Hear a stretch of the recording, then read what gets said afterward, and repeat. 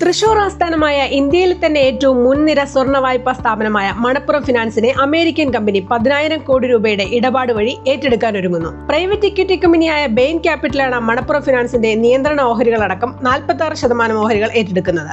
1986 പിതാവിന്റെ മരണത്തെ തുടർന്നാണ് മണപ്പുറത്തിന്റെ മാനേജിംഗ് ഡയറക്ടറും സിഇഒയുമായ VP നന്ദകുമാർ ബിസിനസ്സിലേക്ക് കടന്നു വരുന്നത്. വലപ്പാട് എന്ന കൊച്ചു ഗ്രാമത്തിലെ ഒറ്റമുറി ഓഫീസിൽ നിന്ന് രാജ്യത്ത് 5000-ഓളം ശാഖകളും 50,000-ലധികം ജീവനക്കാരുമുള്ള സ്ഥാപനമായി മണപ്പുറം ഫിനാൻസ് വളർന്നത് VP നന്ദകുമാറിന്റെ സാരഥ്യത്തിലാണ്. കഴിഞ്ഞ നവംബർ മുതൽ മണപ്പുറം ഫിനാൻസിന്റെ ഏറ്റെടുക്കലുമായി ബന്ധപ്പെട്ട വാർത്തകൾ വരുന്നുണ്ട്. പുതിയ റിപ്പോർട്ട് പ്രകാരം ഇടപാട് അന്തിമഘട്ടത്തിലാണ്.